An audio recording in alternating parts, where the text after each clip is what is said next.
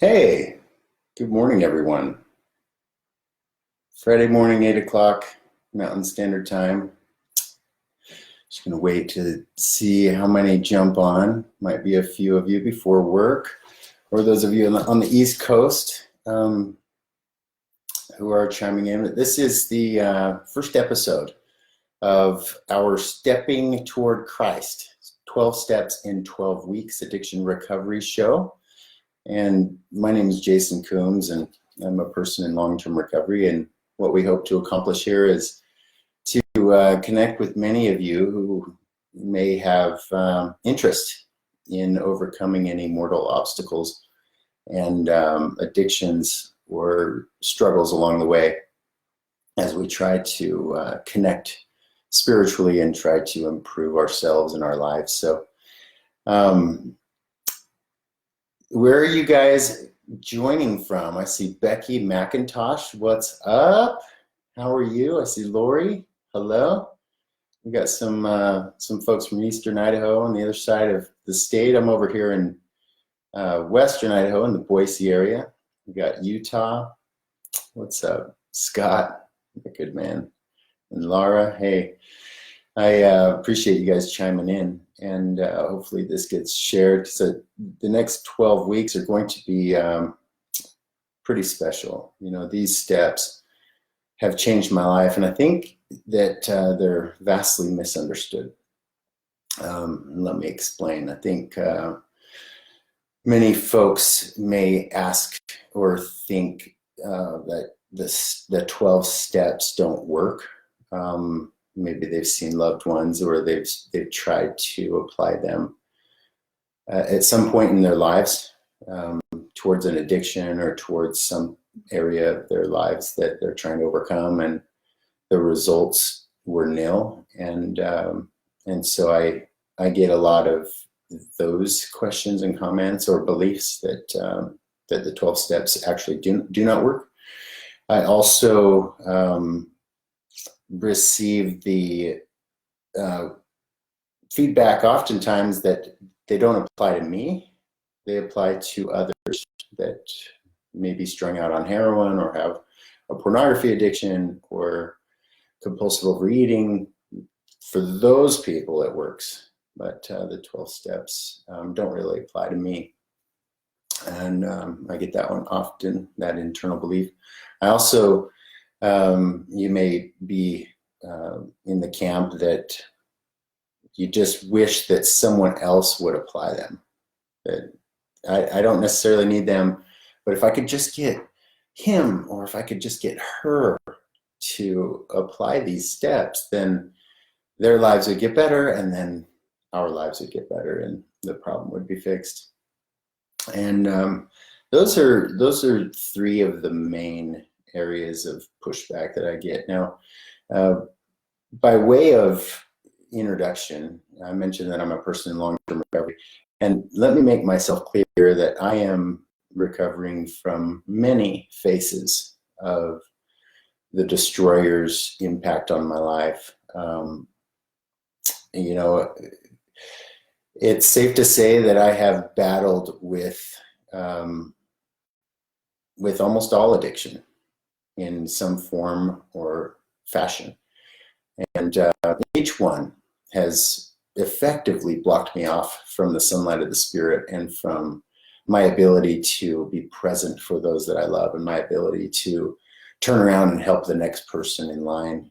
And the idea of any addiction or any struggle is that the destroyer uses them to disrupt our ability to receive personal revelation, our ability to be present and to live an abundant and prosperous life. And as long as he can keep us distracted, then he succeeds. And I was distracted for many years.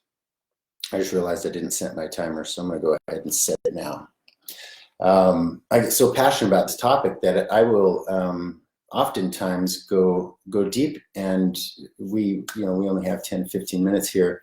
But my hope is that over the course of 12 weeks, we can not only address the bigger, larger issues like drugs, alcohol, pornography, but also for those of us who have suffered with compulsive overeating, which I'm in that camp.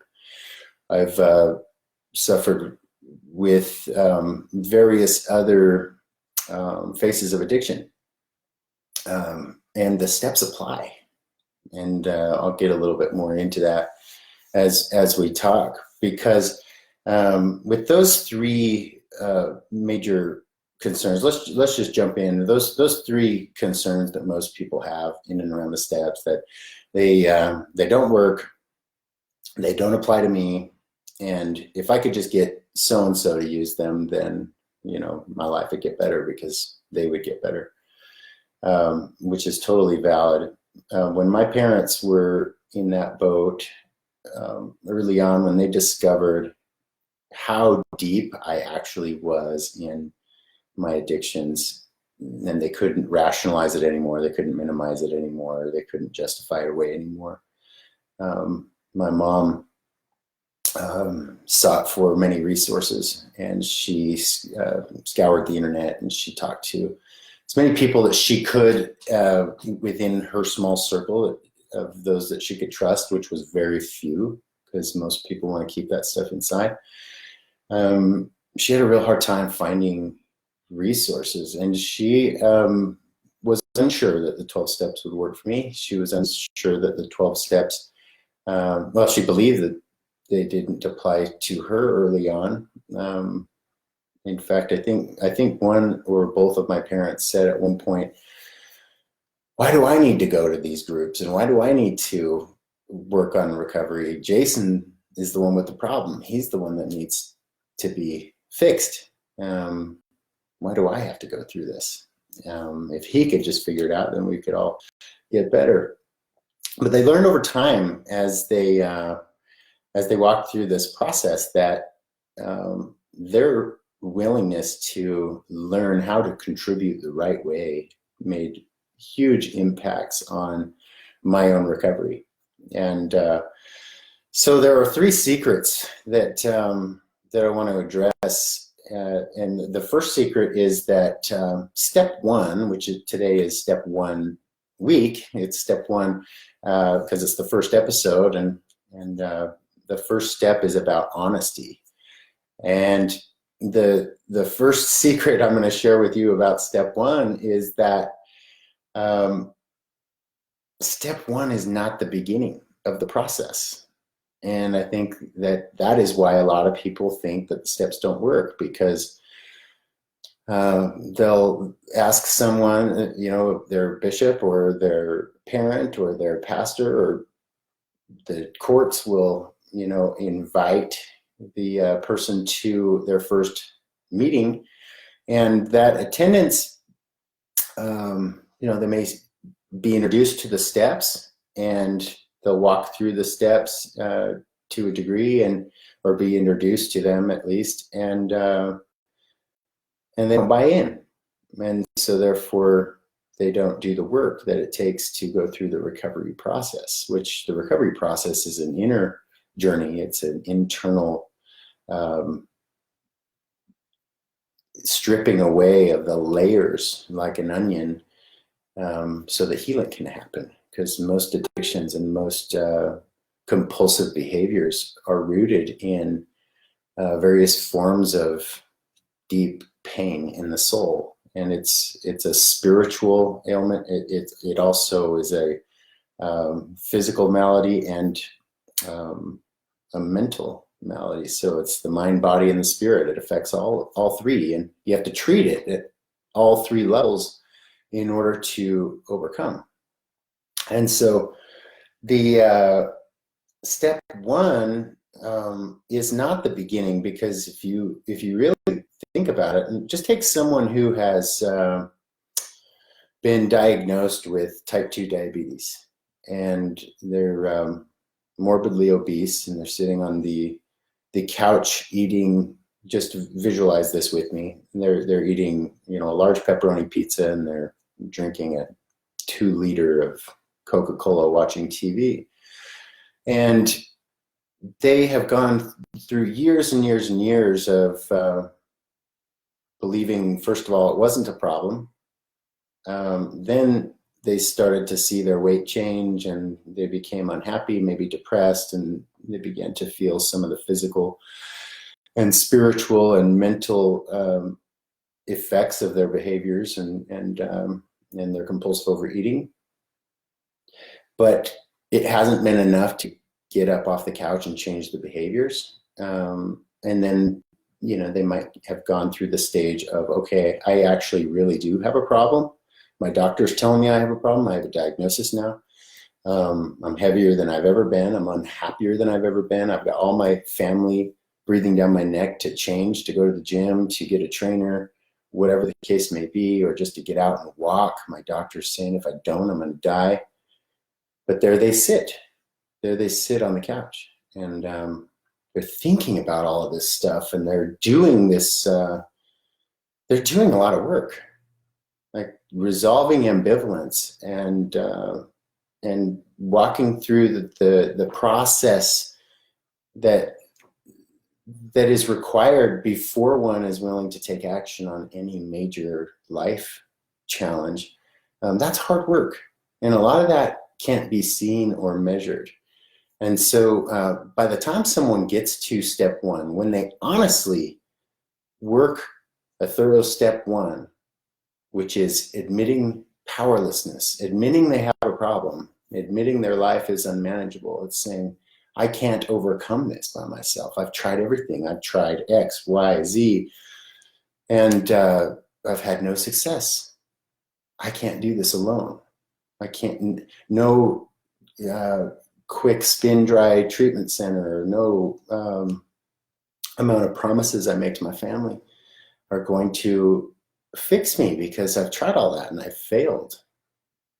Therefore, I need something else. Like everything I have worked at on my own has failed. And I'm ready for something new. And that internal submission or surrender or admission would be the best word, that I actually have a problem and I can't overcome this by myself. That is step one. That admission of powerlessness, of unmanageability, and I cannot do it, is what step one is all about. But if you think about it, it takes years sometimes. It takes pain. It takes a lot of life to get you ready for that.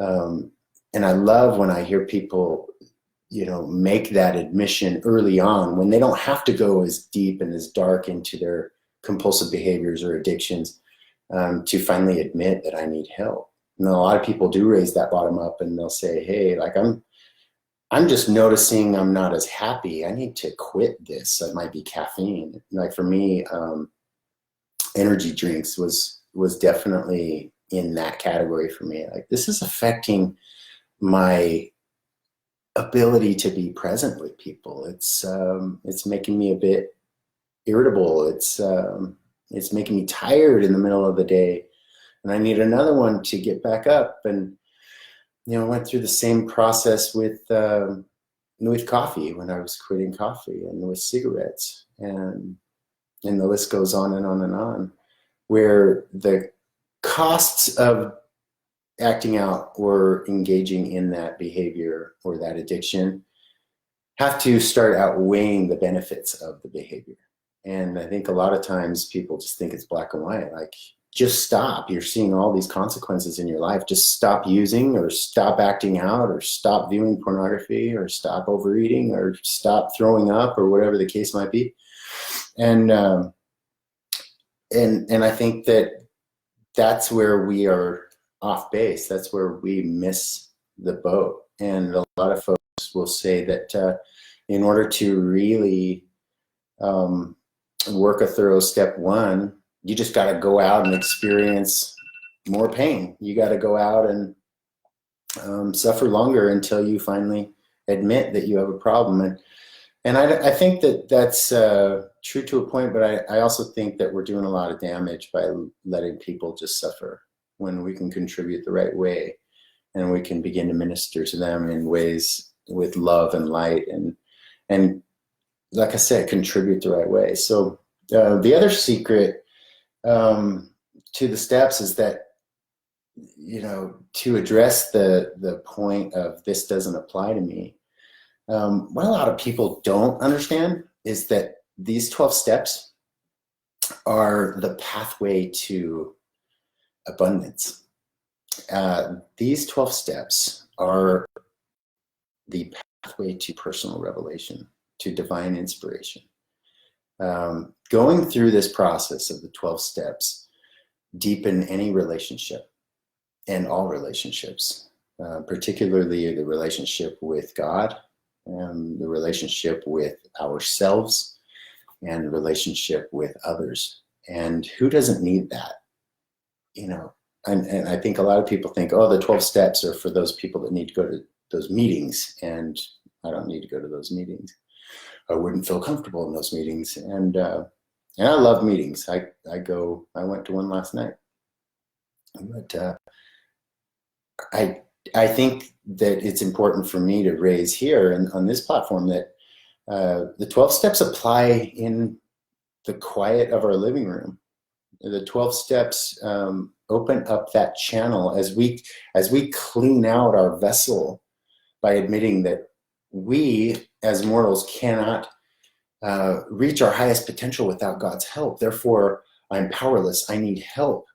And I'm going to turn to that power to help me with that cleansing. And then we go through that process of cleansing that vessel, working with someone to confess those things, whether it be a bishop or a sponsor or whoever you're ready to speak with, and then going through the step 6 and 7, which is offering all that up and then making amends, and the growth steps 10, 11, and 12. And so who can't use that process? I don't know one person that can't use the 12 steps. The 12 steps have helped me in my financial life domain. The 12 steps help me in my relationship with coworkers domain, my relationship with past bosses. They apply because they are the practical application of the atonement. That is what the 12 steps is. That is what they do, is they connect us to the healing powers of the atonement. And as we go through them, we transform. So whether you are struggling with biting your fingernails, or you're struggling with caffeine, or you're struggling with just being selfish or too much time on the phone, or if you're struggling with heroin or meth or pornography or other sexual compulsivities or any sort of eating disorder, the 12 steps totally apply. And to those family members who are watching who have loved ones that are struggling, who have loved ones that are trapped, and they're looking at it saying, man, I'm trying all these things and I'm not seeing any results. What do I do? And you just keep trying and trying and trying, and it's like beating your head against the wall. The steps apply.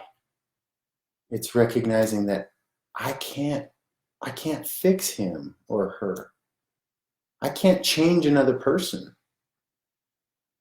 That's only going to happen through the power of our loving Creator and through their own willingness to get to that point where they're willing to work step 1 and go through all of those stages that lead up to being willing to admit that there's a problem here. And now I'm willing to do what it takes to overcome the problem. And so that's secret number 2, is that these steps do apply to you, no matter where you're at, no matter what you're going through, and no matter what relationship you're trying to improve, or what goal you're trying to accomplish in 2019. Like, this is the perfect time to open up the 12 steps and begin that process. You may ask, where do I find the 12 steps? Well, there are various places you can find the 12 steps. They're adopted from Alcoholics Anonymous. You can get them on their website.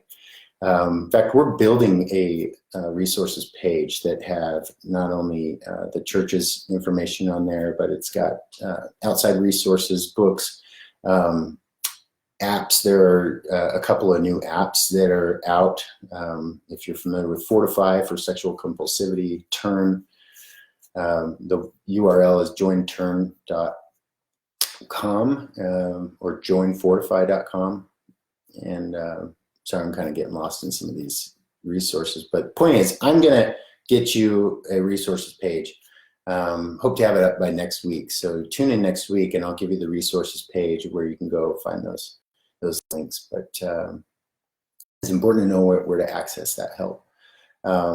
Furthermore, and lastly, we talk about how if we could just get other people to use the steps, like my addicted loved one or my husband or my wife or my sister or brother or coworker, if we could just get them to apply the steps, then all would be great. And you might be asking yourself, how can I influence that?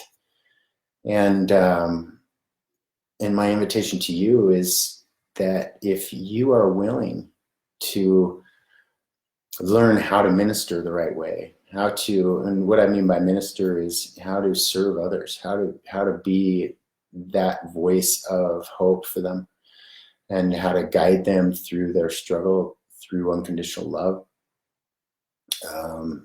I would take an area of your life that you want to change, and I would go through the 12 steps. Because as you do that, I promise you, all of your abilities to influence your children and your spouses and your loved ones will enhance and magnify. The Lord and the atonement will infuse your soul with wisdom and personal revelation to know how to communicate with those that are struggling, and when to be there for them, and when to call them, and what to say when you call them, and how to show up for them on a daily basis, because the steps are to be lived. These are not 1 through 12 and then you're done. These are a design for living, and a design to apply the atonement of Jesus Christ every single day in our lives. And that's why I'm so passionate about dedicating my entire life and my career to connecting people with this beautiful process that have transformed me, and the process has transformed my parents, transformed my siblings, and transformed hundreds and hundreds and hundreds of others that I have personally witnessed this miracle happen. And some of their problems were huge, and some of them were smaller. And it works every single time if you're willing to apply it. So I really am excited about this show. Step one,